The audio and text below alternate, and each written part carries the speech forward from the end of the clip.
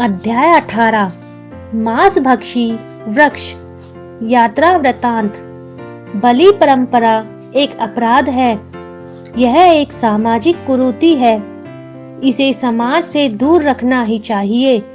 प्रस्तुत पाठ में बलि परंपरा को दर्शाया गया है। संसार में अनेक प्रकार के पौधे व वृक्ष पाए जाते हैं, पर मांसभक्षी वृक्षों की बात कम ही सुनने में आती है। अफ्रीका महाद्वीप के पूर्व में मेडागास्कर नाम का एक टापू है। वहीं यह मांसभक्षी वृक्ष पाया जाता है। जर्मनी के एक बड़े यात्री और वैज्ञानिक डॉक्टर कार्ल लीचे ने इसकी खोज की है। उन्होंने इस वृक्ष का नाम क्रिनाइदा दार्जिना रखा है। यह पौधा 10 फुट ऊंचा होता है। इसमें इतना बल है कि यह मनुष्य को अपने जाल में जाल की झंझरी में फंसाकर नष्ट कर सकता है। यह मकोडस नाम की एक जंगली जाति के प्रदेश में पाया जाता है। वे लोग इसे पूजते हैं और अपनी जाति की कुंवारी कन्याओं की बलि इस पर चढ़ाते हैं। बलिदान की यह रीति बड़ी भयंकर होती है। डॉक्टर लीचे ने इसका आंखों देखा वर्णन किया है। वे लिखते हैं, मृत्यु के इस वृक्ष का आकार बड़ा ही अनूठा है। इसका तना लगभग 10 फुट का होता है। तने का आकार पीपे जैसा होता है। उसकी छाल पर विचित्र चित्रकारी सी रहती है। इसके तने के ऊपर एक बहुत बड़ा थाल सा उगा रहता है। यह तने की चोटी से भूमि तक होती है, परंतु आगे चलकर वह कोई 2 फुट तक हो जाती है। अंत में सूंड की तरह जाकर पत्ते की नोक सुई के सदृश तीखी हो जाती है।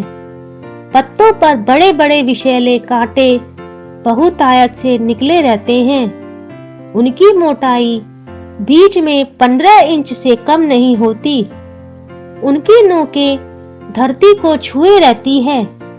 तने के ऊपर के थाल के नीचे से कोई आधा दर्जन सूत उगे रहते हैं। यह देखने में दुर्बल जान पड़ते हैं। इनके सिर ऊपर की ओर उठे रहते हैं। जान पड़ता है तने की चोटी पर के उस थाल में से कुछ गाढ़ा और मीठा रस सा निकलता रहता है। यह रस इसी वृक्ष की उपज है। यह संभवतः पक्षियों को मोहने के लिए उत्पन्न होता है।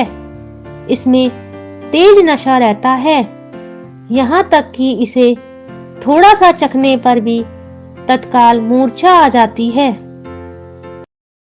बलिदान के समय लड़की को वृक्ष पर चढ़ने और उस रस को पीने के लिए विवश किया जाता है।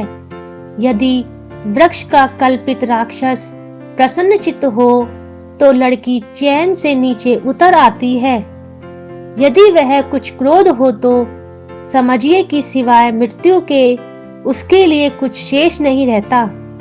मुझे मालूम न था कि वृक्ष लड़की को ऊपर से कूदने से कैसे रोकता है, परंतु अंत में मुझे उसका भी पता लग गया।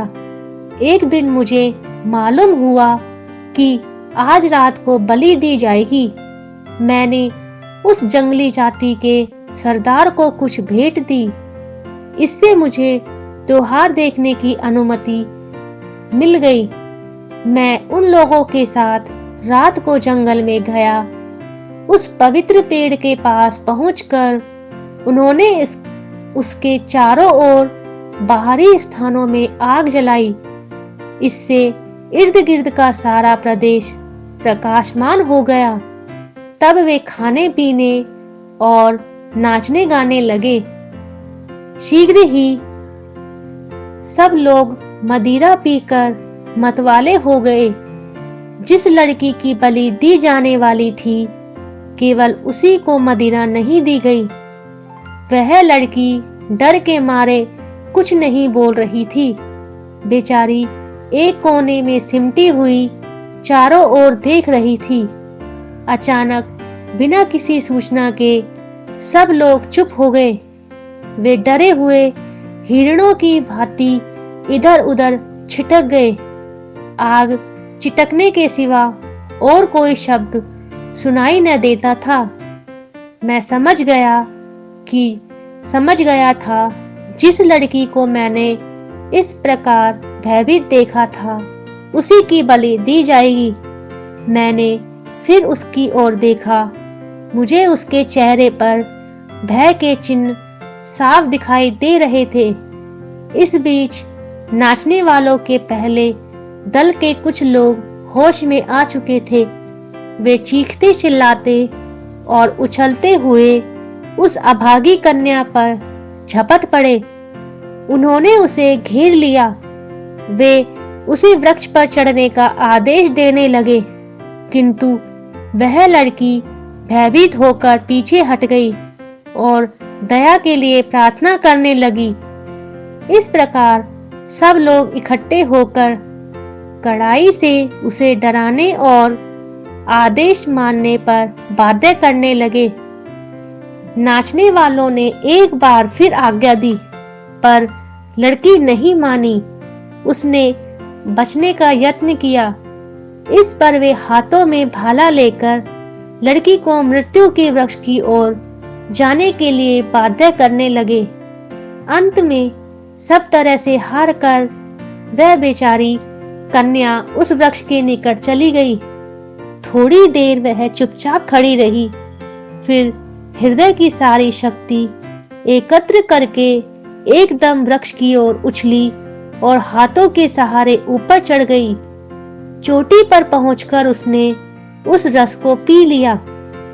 इसके बाद वह एक बार फिर ऊपर उछली। मुझे आशा थी कि वह नीचे कूद पड़ेगी। मैं समझता था कि काम समाप्त हो चुका है। उस धुंधले प्रकाश में मैं यह न जान सका कि उसकी चिल्लाहट का क्या कारण है, परंतु वहां जो घटना घट रही थी मैं उसे सहसा जान गया। डर के कारण मेरा लहू सूख गया। जो वृक्ष 1 मिनट पहले निर्जीव और निश्चेष्ट दिख पड़ता था वह जी उठा। जो सूत निर्बल जान पड़ते थे उन्होंने लड़की के सिर और कंधों पर घुंडी मारकर उसे मजबूती से पकड़ लिया कि उसने छूटने की उसकी सारी चेष्टाएं निष्फल हुई। हरी हरी टहनियां जो पहले बहुत कड़ी थी ऐंठने लगी। उन्होंने सांपों की तरह चारों ओर घुंडी मार ली। जिस समय यह सब हो रहा था मुझे एक ऐसा भयानक दृश्य दिखाई दिया जिसे मैं कभी न भूल सकूंगा। वे बड़े बड़े पत्ते धीरे धीरे उठने लगे। उनके लंबे लंबे भयानक कांटे भीतर की ओर हो गए थे।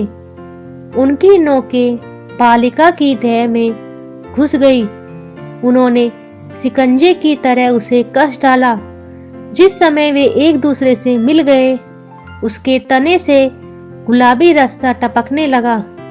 ऐसा होने पर सब लोग बड़े हर्ष से खाने पीने लगे। उन्होंने समझा कि राक्षस शांत हो गया। शब्दार्थ: निश्चेष्ट, चेष्टा रहित, आदेश, आज्ञा, मूर्छा, बेहोश, तीखा, तेज, बहुतायत, अधिक मात्रा में, भयभीत, डरी हुई, निर्जीव, मृत, भयंकर, डरावना, विषैला, जहरीला, दुर्बल, कमजोर।